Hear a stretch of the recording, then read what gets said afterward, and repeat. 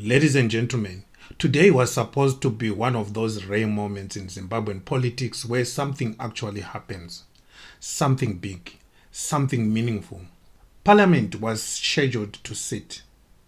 The House was expected to debate, and most importantly, a motion to impeach Emmerson Dambudzo Mnangagwa was supposed to be tabled. A long overdue reckoning, finally given a date on the legislative calendar. But instead of fireworks, accountability and democracy at work, what did we get? A national joke dressed up in parliamentary robes. The Speaker of Parliament simply didn't turn up. Yes, you heard that right. The man who chairs the whole thing, whose job is to oversee debates and keep order, just ghosted the nation. And just like that, the entire parliament was adjourned on day one. Not after intense debate, not after procedural delays, not even after a fake medical emergency. It was shut down because the speaker didn't show up, like a student who bunked class to avoid writing an exam. Now, if you are wondering whether this has ever happened before, the answer is a loud and sarcastic no. Ordinarily, Parliament sits from Tuesday to Thursday, with all business, legitimate or otherwise, conducted over those 3 days. The culture of adjourning on Thursday is as routine as the lies in a ZANU PF press briefing. But today, Parliament didn't even make it through Tuesday. It was shut down before most MPs could finish their tea.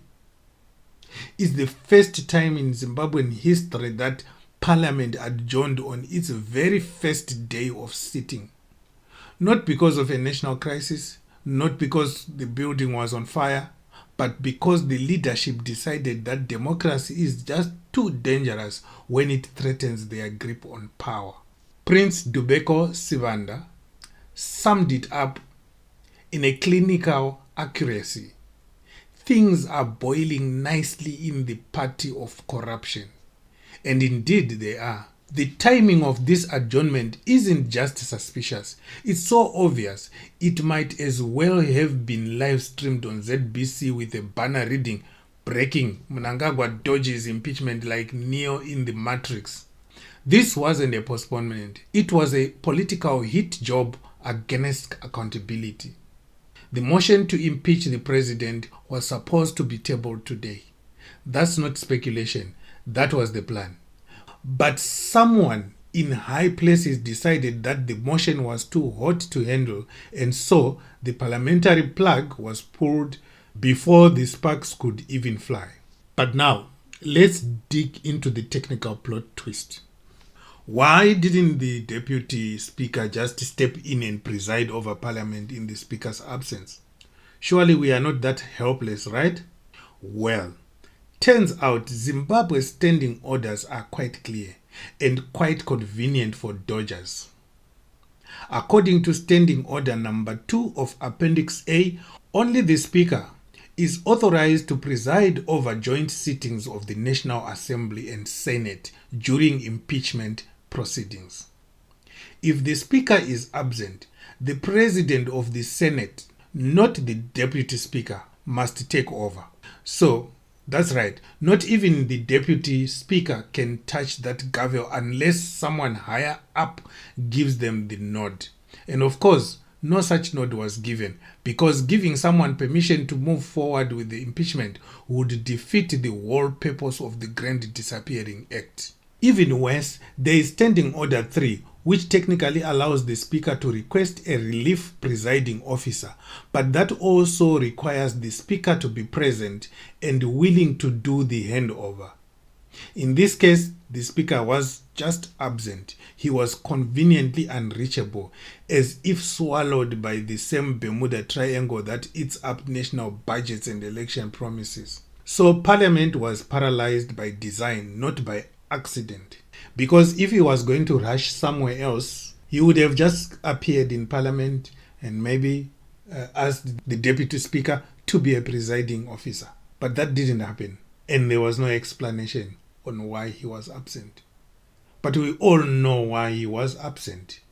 It was because of that last-minute talk with Mnangagwa behind closed doors. And just when you think the charade could be more calculated, consider this. The adjournment to May 5 wasn't just a random date pulled out of thin air. There's strategic stalling at play. By pushing the next sitting that far out, they not only kill the momentum, but also avoid any overlaps with the Senate calendar. Remember, we said impeachment requires a joint sitting of both the houses, the Senate and the National Assembly.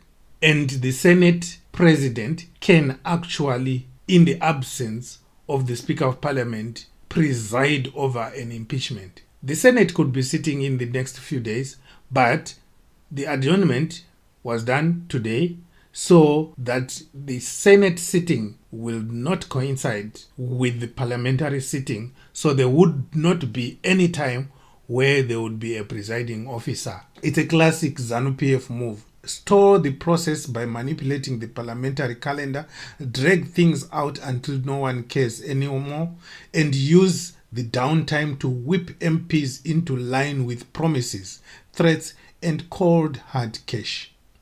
Watch closely in the coming weeks. MPs will suddenly have new fuel in their cars, mysteriously full fridges, and maybe even the occasional luxury vacation disguised as a constituency visit. Watch out for miracle money. This is what state capture looks like when it's running scared. A speaker who doesn't pitch, a parliament that doesn't sit, a ruling party that can't face even the most symbolic motion of dissent. Meanwhile, the country continues to fall apart. Inflation is back like it never left. Basic services are a mess, and the people are hungrier than ever, both literally and metaphorically. But the powers that be aren't worried about any of that. No, their focus is making sure one man stays in power long enough to finish the national heist that began the moment he was smuggled into office after the 2017 coup. Let's not beat about the bush.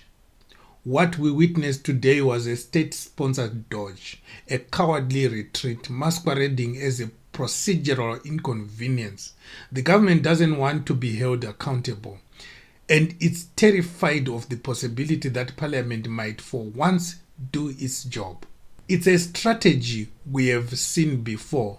Kick the can down the road, threaten a few MPs, sweeten the pot for others, and hope the public forgets.